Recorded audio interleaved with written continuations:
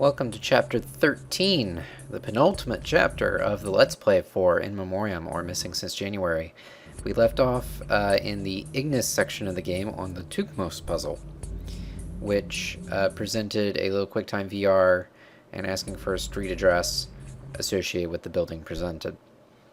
This one was solved pretty quickly by user Overflight, who googled the clue provided, Knudestorp 1546, or Knudestorp, came up with this website about Tycho Brahe,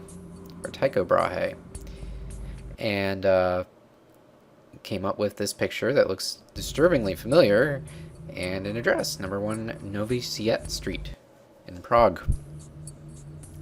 So what I'm going to do is just go back in here and select number 1 Novi Siet. Scroll bars are really finicky on this. Oh, I think I overshot it a bit there. Yeah, let's go back. Here we go. And that is the correct answer. Thank you for that, Overflight.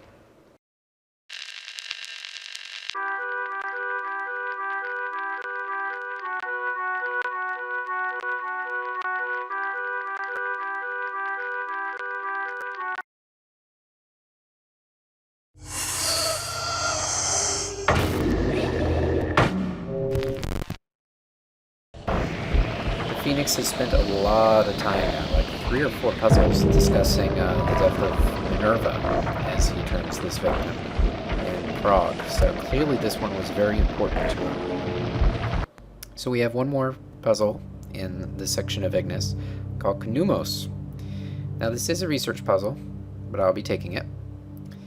The only clue provided is these 2 matches, which if you combine them form the words Cassiopeia 1572.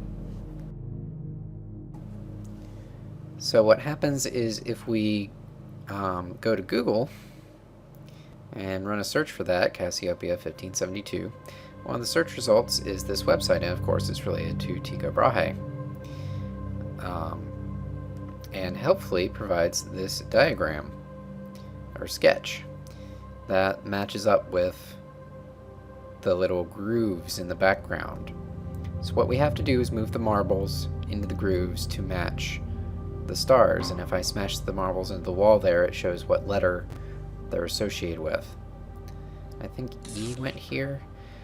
I clearly goes on top. I was like the largest star, and the marbles are sized according to the size of the star in the chart.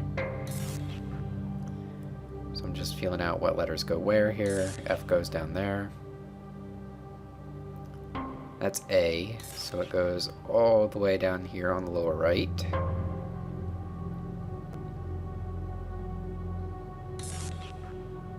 Go ahead and start moving I up into position.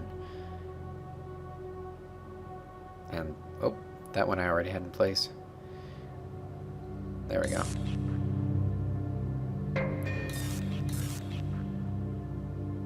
Alright.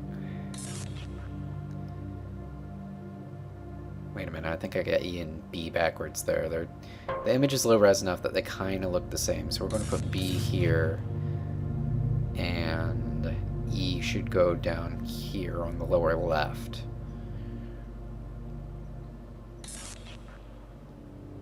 Yeah, that works. So that's D, so we'll go here. Just leaves the silver ones and the red one, so that one's C. Alright, just need to fill in the last 2 here. And then that should solve this puzzle. Like so.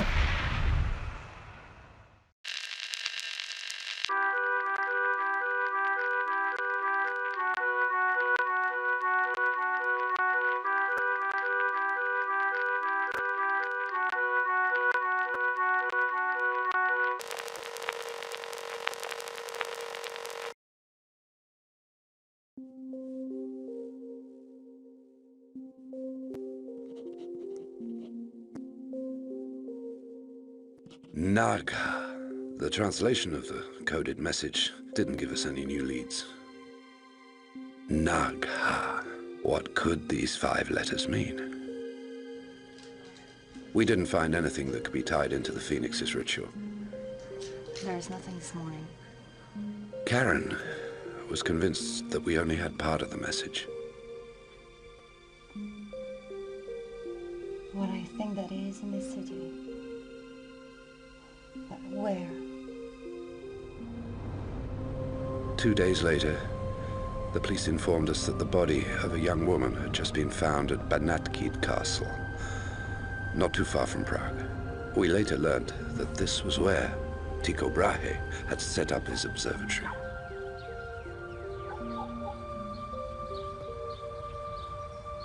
We were quickly on the scene, but there was no way that we could get near to where the body had been discovered.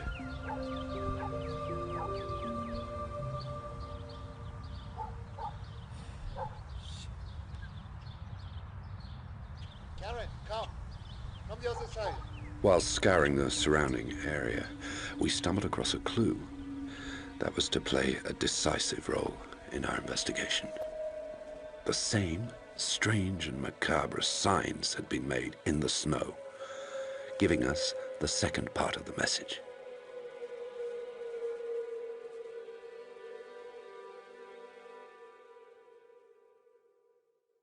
So while Jack and Karen continue to chase that lead in Prague, we're going to move on here into the final section of the Ignis level. You see here are essentially all the puzzles that are left in the CD here. We're going to start off with LACHORI.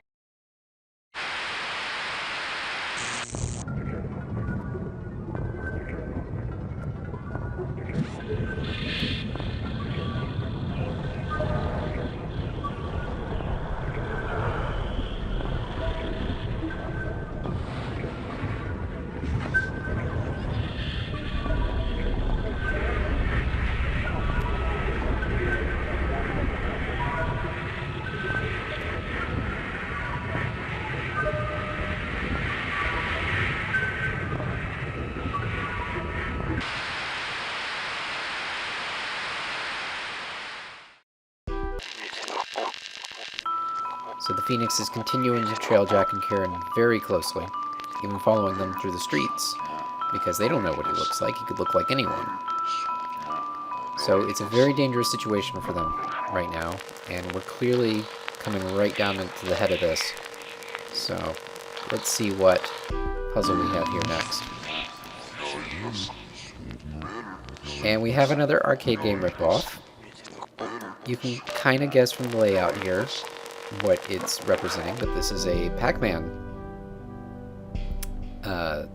duplicate, where basically I have to move the moon into the center of the screen while avoiding those skulls, or it resets me like it does there.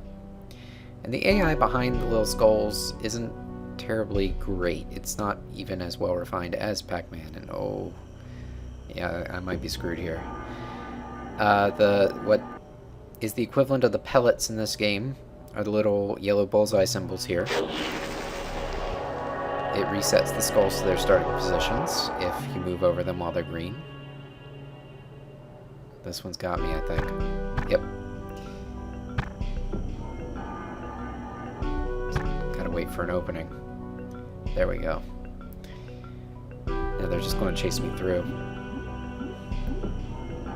That's okay, I'm ahead of them, and that's the important thing right now. Just gotta stay ahead of them.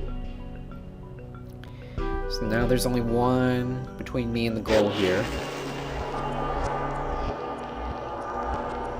And it looks like he's going the right way for me to just sneak into the center here.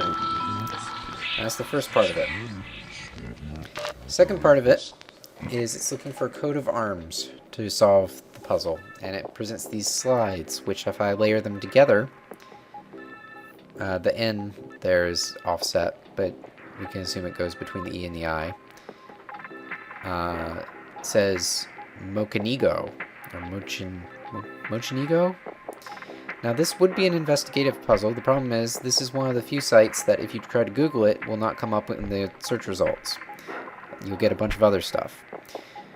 So I'll take this one and say that the site you should be going to is this one here. which is an in-game site and is the only one that actually has the correct solution on it. But it looks like an ordinary hotel website. The important thing is that it has the coat of arms for the Mochenigo family, which I'll try to duplicate here. It's got 2 black and white birds. And then I call them little companion cube flowers because that's what they remind me of. So we'll line that up, and that solves LACHORI. Events started gathering pace. A new murder had just been committed in Frankfurt. We decided to get on the next flight to Venice.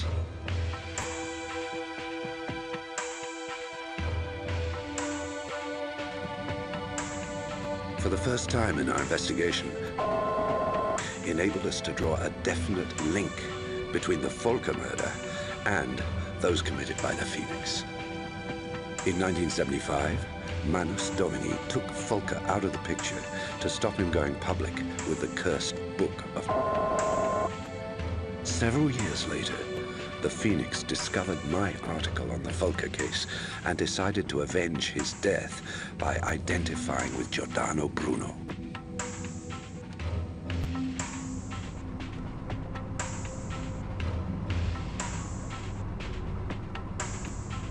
Venice was going to be the setting for our showdown with the Phoenix.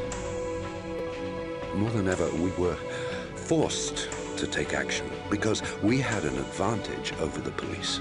We knew how to get into the Phoenix's mind and find out what he was thinking.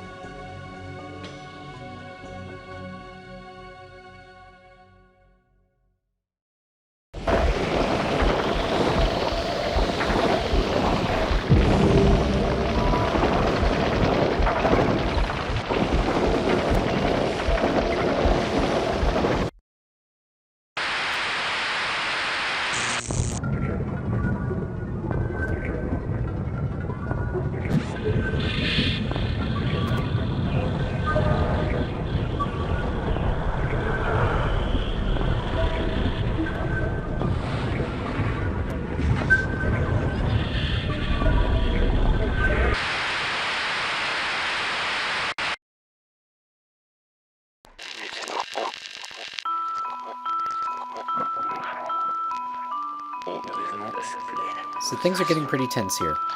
We can see things moving quickly towards this final showdown, this collision between Jack and Karen's investigation and the Phoenix trying to take his 12th victim.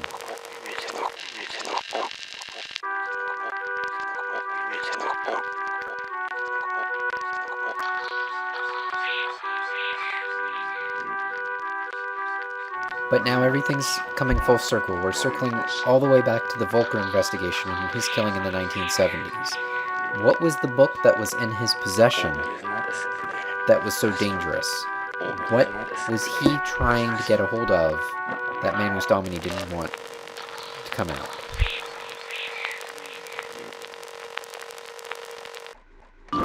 So that's the point of this puzzle.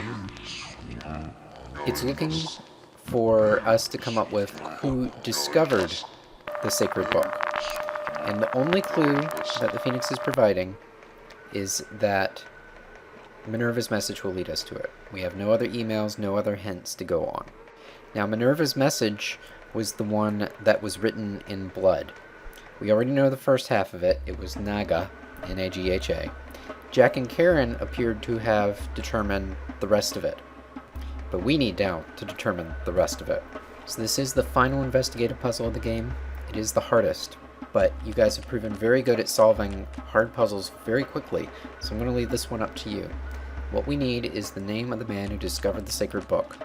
Just filling in those letters, which means we need to know what the sacred book is. All the clues are out there. They've all been presented to you already. So, good luck, good hunting, and I'll see you next time for our final installment, when we find out what happens with Jack and Karen and the Phoenix.